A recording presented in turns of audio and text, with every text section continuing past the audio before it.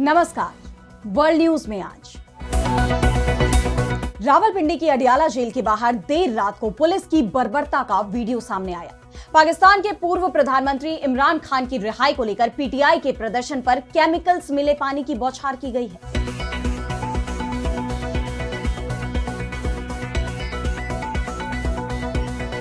Police की कार्रवाई के वीडियो पाकिस्तान में वायरल हो रहे हैं। आरोप सेना चीफ असीम मुनीर पर लग रहे हैं कि उनके आदेश पर ये जुल्म हो रहे हैं। इमरान की रिहाई के लिए उनकी 3 बहनों ने आंदोलन का नेतृत्व संभाल लिया है। सरकार को चेतावनी दी है कि भाई को रिहा नहीं किया गया तो देश बंद कर देंगे।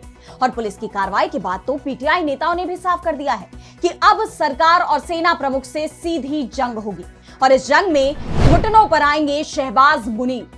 वैसे पुलिस की कार्रवाई को लेकर पूरी दुनिया में सवाल उठ रहे हैं। इस पर हम करेंगे विस्तार से चर्चा, लेकिन आइए जरा उन खबरों को भी देख लें जिन पर आगे होगी बात।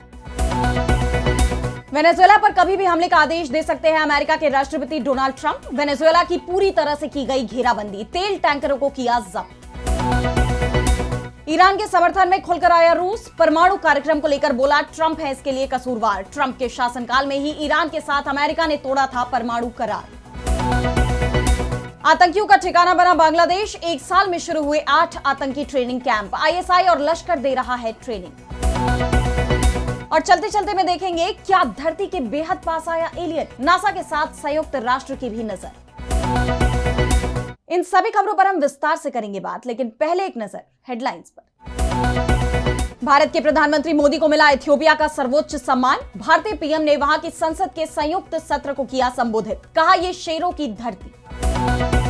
ऑस्ट्रेलिया के सिडनी में आतंकी हमले पर भड़के इजरायली पीएम नेतन्याहू। पश्चिमी देशों से की एंटी सेमिटिज्म के खिलाफ सख्त कदम उठाने की अपील। बोले यहूदी नहीं तो अमेरिका का वजूद भी नहीं। दक्षिण चीन सागर को लेकर अमेरिका को चीन की चेतावनी। कहा आप तो पार्टी ही नहीं, दखल देने का कोई अधिकार नहीं। फिलीपीनी नौकाओं में चीन के हमले के बाद आया बयान। अमेरिकी राष्ट्रपति ट्रंप ने 7 और देशों की नागरिकता प्रक्रिया रोकी। 15 देशों पर आंशिक बैन। अब तक 39 देश इस लिस्ट में शामिल। एथलीट और राजनयिकों को मिली छूट। तो पाकिस्तान में जंग का ऐलान हो गया है। इमरान खान की पार्टी पीटीआई ने अब प्रधानमंत्री शहबाज शरीफ और सेना चीफ असीम मुनीर के खिलाफ जंग का ऐलान कर दिया है। पाकिस्तान के पूर्व प्रधानमंत्री इमरान खान इस वक्त रावलपिंडी की अडियाला जेल में है। जेल के बाहर प्रदर्शन चल रहा है जिसकी कमान इमरान की बहनों ने संभाल रखी है। अलीमा खान, उज़मा खान और नौरीन खान नियाजी जेल के बाहर डटी हुई हैं। बड़ी संख्या में पीटीआई समर्थकों ने जेल को घेर रखा है। इमरान से मुलाकात और उनकी रिहाई की मांग तेज होती जा रही है। जेल की तरफ बढ़ती इमरान की बहनों से जब सवाल किया गया कि सरकार नहीं चाहती कि इमरान से कोई मिले, तो इमरान की बहन अलीमा का जवाब था कि हमें जहां भी रोका जाएगा हम वहीं बैठ जाएंगे। हम गर्म कपड़े और कंबल साथ लाए हैं। हम कोई गैर कानूनी काम नहीं कर रहे। हमें कोर्ट से इजाजत मिली है कि मंगलवार को इमरान से मिल सकते हैं, लेकिन सेना आज कोर्ट से ऊपर हो गई है। कोर्ट का आदेश नहीं माना जा रहा है, इसलिए हमारे पास विरोध करने के अलावा कोई और विकल्प नहीं बचा है। इमरान के समर्थन में उमड़ी इस भीड़ का असर भी दिखाई दिया। शहबाज और मुनीर घबराए हुए दिखाई दे रहे हैं और यही कारण है कि पीटीआई कार्यकर्ताओं का शांतिपूर्ण प्रदर्शन भी पाकिस्तान की सरकार को सहन नहीं हो पाया। जबरदस्त ठंड में देर रात को पुलिस ने प्रदर्शनकारियों पर केमिकल्स मिले ठंडे पानी की बौछार कर दी। पीटीआई ने इसे लेकर सोशल मीडिया पर बयान जारी किया है। पार्टी ने लिखा कि पंजाब पुलिस की फांसीवादी हरकतें फिर शुरू हो गई हैं। कड़ाके की ठंड में शांतिपूर्ण प्रदर्शनकारियों पर हमला किया गया। यह कार्रवाई शांतिपूर्ण धरने को दबाने की कोशिश है जो नागरिकों की इकट्ठा होने की आजादी के अधिकार का उल्लंघन है। ये कायरतापूर्ण कदम ना हमारी आवाज दबा सकते हैं और ना ही हमारे हौसले को कमजोर कर पाएंगे। कोर्ट ने इमरान खान से मुलाकात की मंजूरी दी है। इमरान खान के परिवार को उनसे मिलने की इजाजत न मिलने के विरोध में धरना दिया गया था। इसके साथ ही पीटीआई ने शेयर किए गए एक वीडियो में पुलिस को वाटर कैनन का इस्तेमाल करते हुए भी दिखाया है। पुलिस की सख्ती के वीडियो और तस्वीरों ने पाकिस्तान के अंदर सरकार के खिलाफ गुस्सा और तेज कर दिया है। इमरान की बहन अलीमा खान ने शहबाज और मुनीर को खुली चुनौती ही दे डाली। उन्होंने कहा कि वे हमें रोकने वाले कौन होते हैं? क्या हम बस यहीं बैठे रहेंगे? ये हमारा देश है, ये सड़क भी हमारी है, हम टैक्स देते हैं। अगर वे इमरान खान को रिहा नहीं करते तो हम देश बंद कर देंगे, फिर वो घुटनों के बल रेंगते हुए आएंगे। अलीमा ने मुनीर पर तीखा हमला बोला है। उन्होंने कहा कि जेल में बंद इमरान से 20 मिनट मुलाकात कराई गई। अगर इमरान ने इस दौरान आर्मी चीफ के बारे में कुछ कहा है तो इससे सरकार और सेना को क्या दिक्कत है? पीटीआई का कहना है कि सरकार इमरान खान को पूरी तरह अलग थलग करना चाहती है, लेकिन जनता के बीच इमरान का समर्थन बढ़ता जा रहा है। पाकिस्तान के लोग भी ये मान रहे हैं कि इमरान के साथ गलत हो रहा है, तो दूसरी तरफ इमरान खान के बेटों ने भी अपने पिता की जान पर संकट बताया है। सुलेमान और कासिम खान ने कहा है कि हम लोगों ने महीने से अपने पिता से बात नहीं की है। वो 2 साल से ज्यादा समय से अकेले एक सेल में बंद है, जहां उन्हें गंदा पानी मिलता है। उनके आसपास ऐसे कैदी हैं जो हेपेटाइटिस से मर रहे हैं। हालात बहुत ही खराब है और साथ ही वो किसी भी इंसान के संपर्क से पूरी तरह अलग है। इस समय बाहर निकलने का रास्ता देखना मुश्किल होता जा रहा है। हम उम्मीद बनाए रखने की कोशिश कर रहे हैं, लेकिन हालात और खराब होते जा रहे हैं।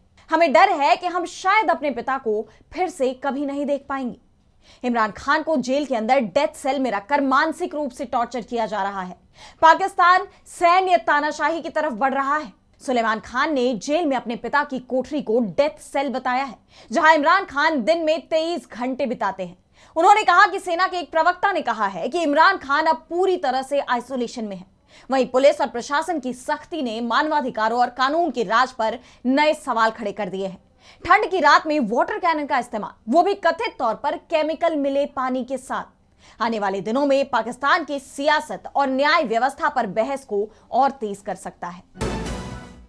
और अब बढ़ते हैं अगली खबर की तरफ, जहां हम बात करेंगे वेनेजुएला के खिलाफ अमेरिका के बड़े एक्शन की। तो दोनों देश जंग के मुहाने पर खड़े हैं। किसी भी वक्त इस क्षेत्र में भीषण जंग छिड़ सकती है। अमेरिकी राष्ट्रपति डोनाल्ड ट्रंप, जो अभी तक ये धमकी दे रहे थे कि बहुत जल्द अमेरिका वेनेजुएला में अपना जमीनी अभियान शुरू करेगा, अब वो इस धमकी पर अमल शुरू करने की तैयारी में भी दिखाई देने लगे हैं। उन्होंने वेनेजुएला की नाकेबंदी भी शुरू कर दी है, जिसके बाद यह तय माना जा रहा है कि अब जंग दूर नहीं है। दरअसल ट्रंप ने अपने social media platform truth social पर एक भड़काऊ घोषणा करते हुए लिखा है कि हमारी संपत्ति की चोरी और आतंकवाद, ड्रग्स तस्करी और मानव तस्करी सहित कई अन्य कारणों से वेनेजुएला की सरकार को एक विदेशी आतंकवादी संगठन घोषित किया गया है। इसलिए आज मैं वेनेजुएला में आने जाने वाले सभी प्रतिबंधित तेल टैंकरों की पूरी तरह से नाकाबंदी का आदेश दे रहा हूं। वेनेजुएला पूरी तरह से दक्षिण अमेरिका के इतिहास में अब तक के सबसे बड़े युद्धपोतों के बेड़े से घिरा हुआ है। ये और भी बड़ा होता जाएगा और उन्हें ऐसा झटका लगेगा जैसा उन्होंने पहले कभी नहीं देखा होगा, जब तक कि वे अमेरिका को वो सारा तेल, जमीन और दूसरी संपत्ति वापस नहीं कर देते जो उन्होंने पहले हमसे चुराई थी। ट्रंप ने धमकी भरे अंदाज में वेनेजुएला को पूरी तरह से घेरने की बात कही है, जिससे दोनों देशों में तनाव और बढ़ गया है। उन्होंने न सिर्फ मादुरो की सरकार को विदेशी आतंकवादी संगठन घोषित कर दिया, बल्कि कैरिबियन सागर में अमेरिका की तरफ से प्रतिबंधित ऑयल टैंकरों के मूवमेंट पर भी पूरी तरह से रोक लगा दी है। इससे वेनेजुएला के तेल टैंकरों की आवाजाही लगभग ठप हो जाएगी, यानी व्यापार के मोर्चे पर उसे काफी नुकसान उठाना पड़ेगा। जबकि वेनेजुएला एक ऐसा देश है जो लंबे समय से अपनी अर्थव्यवस्था की जीवन रेखा के रूप में तेल राजस्व पर निर्भर रहा है। ऐसे में अब जवाब के तौर पर वेनेजुएला की तरफ से भी उतनी ही बड़ी कार्रवाई की आशंका जताई जा रही है, क्योंकि ये कोई पहली बार नहीं है जब ट्रंप ने वेनेजुएला के खिलाफ ऐसा उकसाने वाला कदम उठाया हो। इससे पहले अमेरिका की नेवी ने कैरिबियन सी में ड्रग तस्करी का आरोप लगाते हुए कई जहाजों को निशाना बनाया है, जिसमें एक मामले में अमेरिका के सेक्रेटरी ऑफ डिफेंस हेगसेथ बुरी तरह फंसे हुए हैं। उन पर हमले का पूरा वीडियो जारी करने का दबाव बनाया जा रहा है। इन आरोपों के तहत कि जिस बोट पर हमला किया गया वो ड्रग तस्करी नहीं कर रही थी और ना ही अमेरिका की तरफ जा रही थी। इस हमले में कई निर्दोषों की जान चली गई, जिसके बाद अमेरिका की कार्रवाई पर सवाल गहराते जा रहे हैं कि क्या ये सब वाकई में ड्रग्स के नेटवर्क को तबाह करने के लिए हो रहा है, या फिर जो दावे किए जा रहे हैं कि ट्रंप वेनेजुएला में मादुरो की सरकार का तख्ता पलट चाहते हैं, क्या ये कार्रवाइयां उसके तहत ही की जा रही हैं, मादुरो पर दबाव बनाने के लिए। बहरहाल राष्ट्रपति मादुरो ने किसी भी दबाव के आगे झुकने से इनकार कर दिया है। ऐसे में अब दोनों ही देश जंग के बेहद करीब पहुंच गए हैं। देखना यह होगा कि ट्रंप के इस फैसले के खिलाफ मादुरो क्या कदम उठाते हैं। और अब अगली खबर में बात करेंगे ईरान की। तो ईरान के परमाणु कार्यक्रम को लेकर अमेरिका की तरफ से लगातार दबाव बनाया जा रहा है। अमेरिका के राष्ट्रपति डोनाल्ड ट्रंप ऐलान कर रहे हैं कि हम ईरान को परमाणु बम नहीं बनाने देंगे, जरूरत पड़ेगी तो फिर हमला करेंगे। तो दूसरी तरफ हमले के लिए मैदान तैयार करने का काम अंतरराष्ट्रीय परमाणु ऊर्जा एजेंसी की तरफ से किया जा रहा है।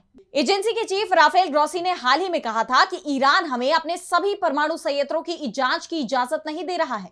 नतांज, इस्फहान और फोर्दो तक अभी हमारी पहुंच नहीं हो पाई है। इन ठिकानों पर काफी मात्रा में परमाणु सामग्री और उपकरण मौजूद है और इन्हीं पर अमेरिका और इजरायल ने जून में हुई जंग के दौरान हमले किए थे। अमेरिका और इजरायल ईरान पर परमाणु करार तोड़ने के आरोप लगा रहे हैं, तो रूस खुलकर ईरान के साथ खड़ा हो गया है। रूस के विदेश मंत्री सर्गेई लावरोव इस वक्त तेहरान के दौरे पर हैं। उन्होंने ईरान के विदेश मंत्री से मुलाकात की और इस दौरान ईरान को रूस का पूरा समर्थन दिए जाने का ऐलान भी कर दिया। लावरोव ने ईरान के परमाणु कार्यक्रम को लेकर कहा है कि पिछले 1.5 महीने से अमेरिका और यूरोप के देश ईरान पर परमाणु समझौते को तोड़ने का आरोप लगा रहे हैं, जबकि ईरान ने कभी भी समझौते का उल्लंघन नहीं किया। ईरान ने परमाणु समझौते का पूरी कड़ाई से पालन किया है। यह स्थिति तब तक रही जब तक कि अमेरिका ने साल 2018 में घोषणा नहीं कर दी कि वो संयुक्त राष्ट्र सुरक्षा परिषद के ईरान के साथ हुए समझौते का पालन नहीं करेगा।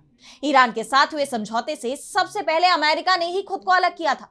अमेरिका ने ईरान के साथ किए गए परमाणु समझौते को कूड़ेदान में फेंक दिया, जिसके बाद यूरोपीय देशों की तरफ से ईरान पर आरोप लगाए गए कि वो परमाणु समझौते का पालन नहीं कर रहा है। लावरोव ने कहा कि ईरान इस वक्त मुश्किल में है। यूरोप ने ईरान के खिलाफ शत्रुतापूर्ण कार्रवाई की है, जो यूरोपीय कूटनीति पर एक धब्बा है। लावरोव के साथ बातचीत में ईरान के विदेश मंत्री अब्बास अराक्ची ने फलस्तीन का मुद्दा भी उठाया। ईरान के विदेश मंत्रालय के प्रवक्ता इस्माइल बकाई ने कहा है कि गजा में इजरायल लगातार हमले कर रहा है, बेकसूर फलस्तीनियों की जान ले रहा है, मानवीय सहायता के प्रवेश में बाधा डाल रहा है। उन्होंने अंतर्राष्ट्रीय समुदाय और संयुक्त राष्ट्र को अपनी जिम्मेदारी की याद दिलाते हुए कहा कि इजरायल के अपराधों को तत्काल रोका जाना चाहिए। और अब बढ़ते हैं अगली खबर की तरफ, जहां हम बात करेंगे बांग्लादेश की। तो बांग्लादेश में इस वक्त चुनाव चल रहे हैं, जिसके चलते वहां के सियासी दल भारत विरोधी तीखी बयानबाजी कर रहे हैं। चुनाव के चलते भारत की तरफ से अभी तक नरम रुख दिखाया जा रहा है। नजरें नई सरकार पर टिकी हुई हैं, लेकिन अब जो खबर बांग्लादेश से सामने आ रही है वो बेहद चिंताजनक है।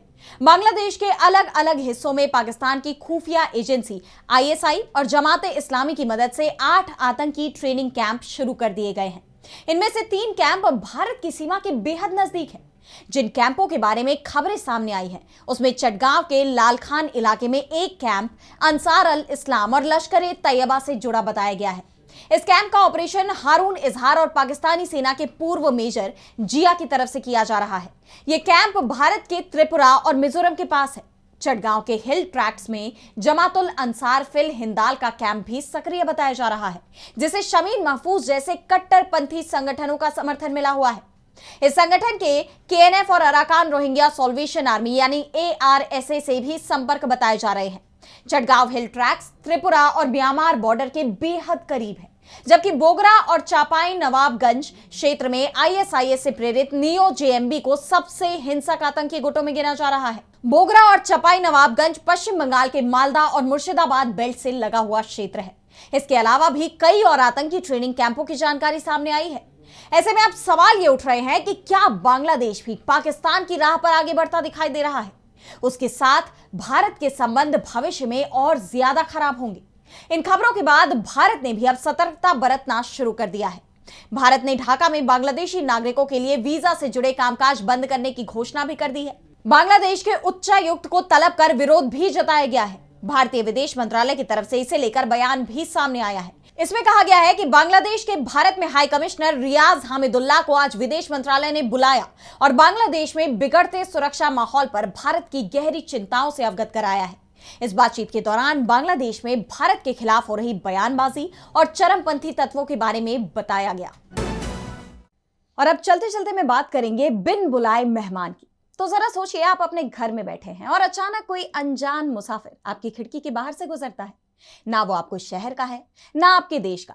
ठीक ऐसा ही कुछ हमारे सोलर सिस्टम में हो रहा है। जी हां, पिछले 5 महीने से वैज्ञानिक एक ऐसे मेहमान पर नजर गड़ाए हुए हैं जो हमारे सोलर सिस्टम का है ही नहीं। इसका नाम है 3I/Atlas। साइंस की भाषा में कहे तो ये एक इंटरस्टेलर ऑब्जेक्ट है। मतलब ये किसी दूसरे तारे के परिवार से ताल्लुक रखता है और भटकते भटकते हमारे इलाके में आ गया है। ये इतना रेयर है कि अब तक के इतिहास में हमें सिर्फ 3 ऐसे मेहमान मिले हैं।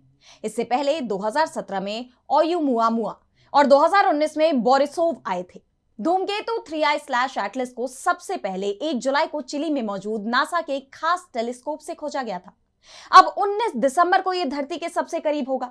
लेकिन क्या हमें इससे डरने की जरूरत है? बिल्कुल नहीं। सुकून की बात यह है कि यह हमसे करीब 27 करोड़ किलोमीटर दूर से गुजरेगा। यह दूरी पृथ्वी और सूरज के बीच की दूरी से भी लगभग दोगुनी है। तो दुनिया खत्म होने वाली अफवाहों पर ध्यान ना दे, हम पूरी तरह से सेफ हैं, सुरक्षित हैं। आपको बता दें कि जब यह बर्फीला धूमकेतु सूरज के पास आता है तो इसकी गर्मी से इसमें मौजूद गैसेस और डस्ट बाहर निकलने लगती है और वैज्ञानिकों के लिए यह किसी लैब टेस्ट जैसा होगा।